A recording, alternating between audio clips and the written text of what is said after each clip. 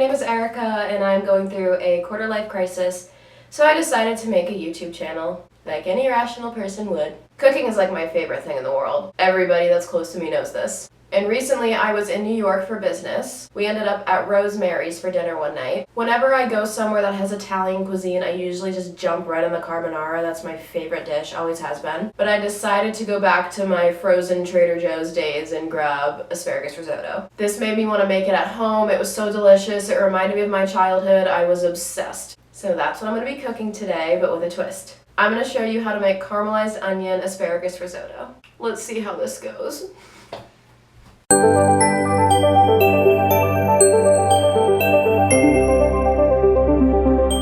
Okay, here's the ingredient lineup.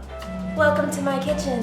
You're obviously going to need a bunch of asparagus, any brand of arborio rice, any brand of chicken broth, a dry white wine, half to a full of 1 white onion, olive oil and balsamic vinegar, Parmesan cheese. This can come in a bag or you can grate it yourself. I think the best thing that you can have in a kitchen is a block or a wedge of Parmesan cheese, 2 to 3 tablespoons of butter, and salt and pepper, and a sous chef.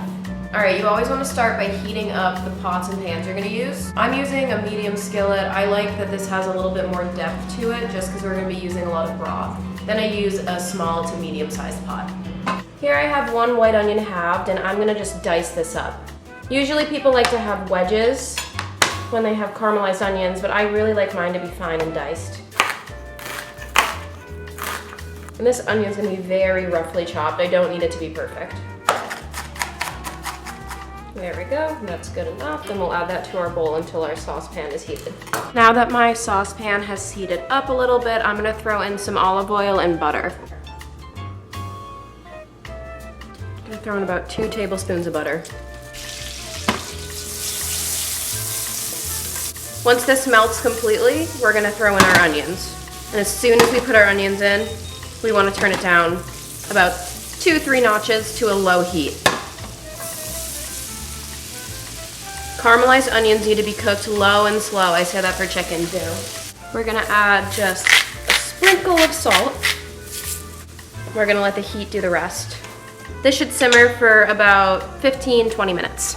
To save some dishes, we're just gonna use the same exact cutting board, the same exact knife for the asparagus, just rinse it with water. So I like to cut all of the bottoms off to start. So from here, you're gonna cut up your asparagus basically into 1-inch pieces. You can do this in the whole bunch, you can do it a little bit at once. I like to do it gradually.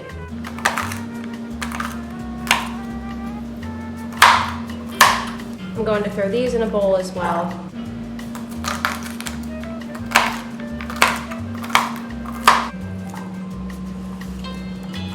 While my onions are caramelizing, I'm going to grate some fresh Parmesan. So just so you can see, I like to go up and down. I don't know if there's any rules against that. I'm trying to get about 2 cups of cheese out, basically as much as this block will give me. Okay, and this is a good amount of cheese for us to use with our risotto. Now I'm gonna heat up some chicken broth in a pot. This can be about 4 to 6 cups depending on how many servings you're making. Now that my onions are starting to stick to the bottom of this skillet, I'm just gonna deglaze with a little bit of balsamic vinegar. My onions finished caramelizing and I wiped out my skillet. Now I'm just gonna put it back on with some olive oil. I'm gonna add the asparagus in. I'm gonna let these cook for about 3 to 5 minutes just to get some heat going through them. Once they start to sizzle and your entire kitchen starts to smell like asparagus, that's pretty much when you know you can take them off. Time to start our risotto. I'm gonna use the same skillet. The asparagus flavor is still there. I want that locked in. I'm gonna put a little bit of olive oil in the skillet again. Now usually for 2 servings, you'll do a 1/4 cup of rice each. I'm gonna do a little bit more than that. So when I measure, I'm gonna go a little bit over.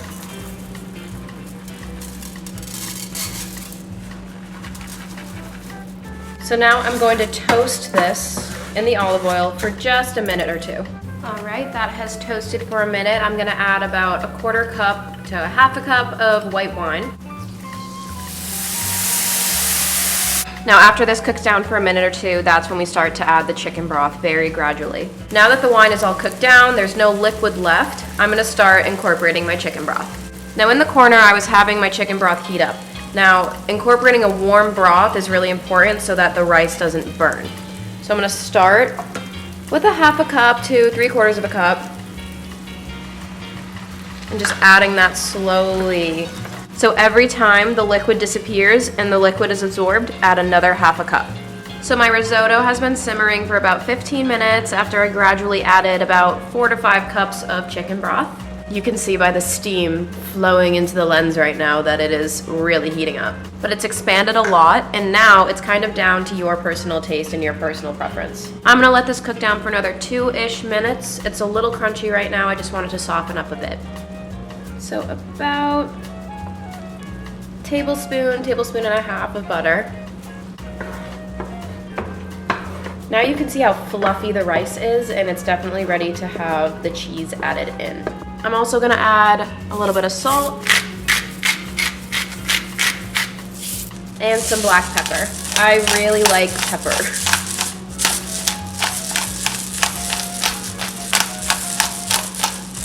Now I'm going to add in my Parmesan cheese that I shredded earlier. I'm gonna add a little bit at a time. And if you ever watched Schitt's Creek, and if I say fold in the cheese, you'll know exactly what I'm talking about.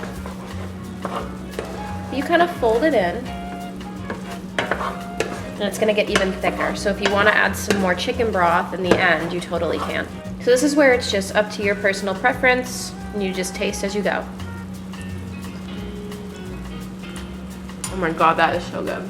Now I'm just gonna throw in my onions from earlier and fold those in the same way.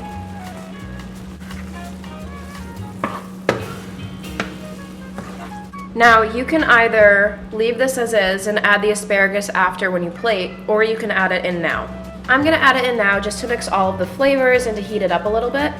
Now I don't leave this in for too long, I just wanna get the flavors all together, and I really want it to heat up a bit because I don't want it to lose its crunch. That's my favorite thing about asparagus risotto, is the crunch it still has. I really hate when it gets soggy. I'm gonna let that heat up for about 1 to 2 minutes. Now we just have to plate our risotto, and I'm still learning how to do this well, so don't make fun of me. Oh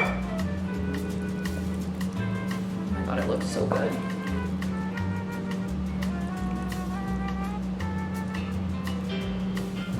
We're gonna sprinkle some of that Parmesan from earlier. Voila! All right, we're done. Time for the taste test. Gotta get like the perfect first bite.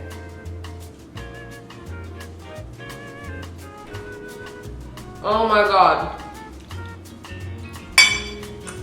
Thank you for watching my first video. Now I'm gonna go sit on the couch and watch Food Network all night.